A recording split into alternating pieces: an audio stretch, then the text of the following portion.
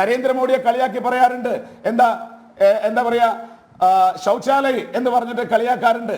ഈ അട്ടപ്പാടിയില് ഈ പറയുന്ന ഊരുകളില് അവിടെ ശുചിമുറികളില്ല എന്ന് പറഞ്ഞാൽ കക്കൂസില്ല സർ. ഇതിനാരാണ് ഉത്തരവാദി? ഇവിടെ മാറി മാറി ഭരിച്ച നിങ്ങളല്ലേ? അല്ലെങ്കിൽ കുറുമ്പ പാക്കേജിന്റെ ഭാഗമായി ഗവൺമെന്റ് കൊണ്ടുവന്ന പദ്ധതികളുണ്ട്. അതുപോലെ തന്നെ തുടുക്കി ഭാഗത്ത് ഒരു കാര്യം പ്രത്യേകമായിട്ട് നോക്കേണ്ടത്, കടുകുമണ്ണ, ഗലസി, തുടുക്കി ഭാഗത്തേക്ക് ആഴ്ചയിൽ ഒരിക്കലാണ് റേഷൻ കൊണ്ടുപോകുന്നത്. ആ റേഷൻ അരി താഴത്ത്, അതായത് റോഡ് എത്തുന്ന വരെയുള്ള സ്ഥലത്ത് ഇട്ട് അവിടെ നിന്ന് ആദിവാസികൾ വന്ന് ചുമന്ന് കൊണ്ടുപോവുകയാണ്. അവിടെ റേഷൻ കടയില്ല, പ്രോപ്പറായിട്ട് റേഷൻ സംവിധാനം ഇല്ല. നിങ്ങൾ അട്ടപ്പാടിയുടെ പുറത്തിരുന്നു കൊണ്ട്, അട്ടപ്പാടിയുടെ മാറി നിന്നുകൊണ്ട് അട്ടപ്പാടിയെ കുറിച്ച് അഭിപ്രായം പറയരുത്. അട്ടപ്പാടിയെ കുറിച്ച് അഭിപ്രായം പറയുമ്പോൾ അട്ടപ്പാടിയെ കുറിച്ച് അറിയണം. അട്ടപ്പാടിയെ കുറിച്ച് അറിഞ്ഞ് പറഞ്ഞാൽ മാത്രമേ അവിടുത്തെ വിഷയങ്ങൾ അറിയൂ. നിങ്ങൾക്കറിയോ, ആ സ്ഥലത്ത് ഒരു റേഷൻ കടയില്ല. ആഴ്ചയിൽ ഒരിക്കലാണ് അവിടെ കാര്യങ്ങൾ റേഷൻ വാങ്ങാൻ വേണ്ടി, അല്ലെങ്കിൽ റേഷൻ സംവിധാനത്തിന് വേണ്ടി ആളുകൾ വരുന്നത്, പലചരക്ക് വാങ്ങാൻ വേണ്ടി ആളുകൾ വരുന്നത്. വളരെ മോശമായിട്ടുള്ള അവസ്ഥയാണ്. അതുപോലെ തന്നെ ബൂദിയാറ്, ആനവായി ഉൾപ്പെടെ, ശ്രീനിവാസൻ ചേട്ടൻ അറിയാം, ആനവായി ഉൾപ്പെടെയുള്ള സ്ഥലങ്ങളിൽ ഒറ്റമുറി വീടുകൾ പണിതിട്ടുണ്ട്. നിങ്ങൾ അവിടെ നിന്ന് പോയി നോക്കണം. അവിടെ കന്നുകാലികൾക്ക് താമസിക്കാൻ പറ്റാത്ത വീടുകളാണ്. കന്നുകാലി ലൂട്ടാണ്. അവിടെ നിന്ന് എങ്ങനെയാണ് പൈസ അടിച്ചു മാറ്റുക എന്നുള്ളതിനെ കുറിച്ച് റിസർച്ച് നടക്കുന്ന ഇന്ത്യ രാജ്യത്ത് ഏതെങ്കിലും ഒരു പ്രദേശമുണ്ടെങ്കിൽ ആ പ്രദേശത്തിന്റെ പേരാണ് അട്ടപ്പാടി.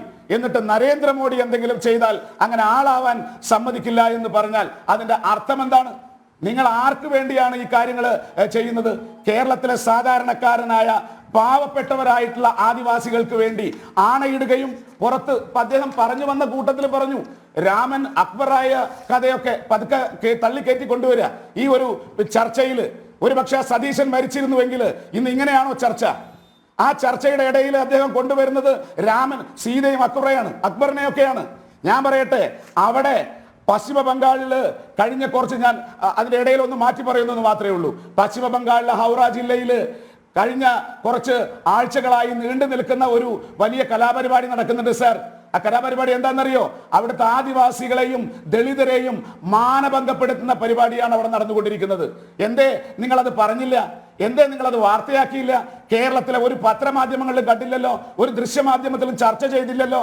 എന്നിട്ട് അവിടുത്തെ സിംഹത്തിന്റെ, ത്രിപുരയിൽ കൊണ്ടുപോകുന്നത് വരെ ആ സിംഹത്തിന്റെ പേര് രാം, അതുപോലെ തന്നെ മറ്റേ സിംഹത്തിന്റെ പേര് സീത എന്നായിരുന്നു. അവിടെ ദീദിയുടെ നാട്ടിലെത്തിയപ്പോഴാണ് രാമൻ അക്ബർ ആയത്. അത് കാലങ്ങളായി നടക്കുന്ന പരിപാടിയാ.